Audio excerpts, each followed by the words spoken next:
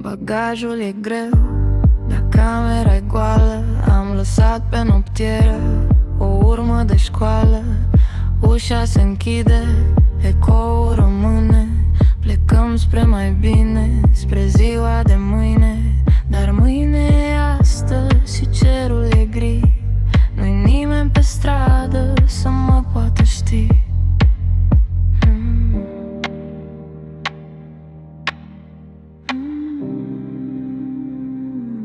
Sunt mii de kilometri și un singur ecran.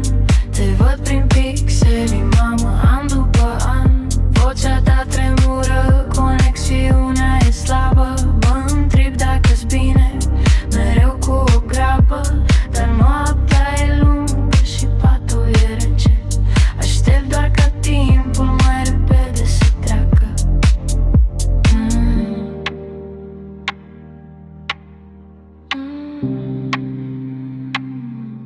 Acasă e liniște, tata nu zice nimic.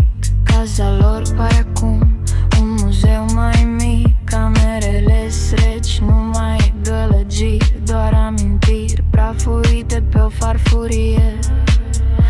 Aici, într-o țară cu nume străin, învăț cum să beau singur paharul cu vin. Mi-e dor de mirosul de pâine, de cheia care se rotește în ea. Aici totul e nou, totul e lucios. Ai sufletul, sufletul e în vacanță, undeva pe drum. Mă auzi? Sunt mii de kilometri și un singur ecran. Te văd prin pixeli, mamă, an după an. Vocea ta tremură, conexiunea e slabă. Mă întreb dacă-s bine, mereu cu o grabă. Sunt mii de kilometri și un singur ecran.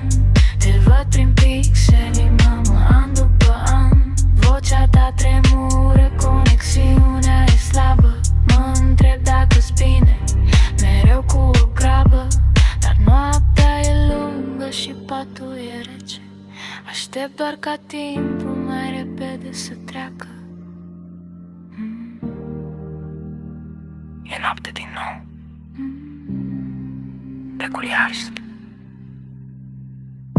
Sunt bine, sunt bine, sunt bine, sunt bine, sunt bine, sunt bine, sunt bine.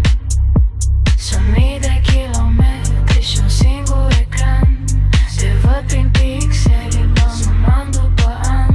Vocea ta tremură, conexiunea e slabă. Mă întreb dacă-s bine, mereu cu o grabă. Sunt bine, sunt bine.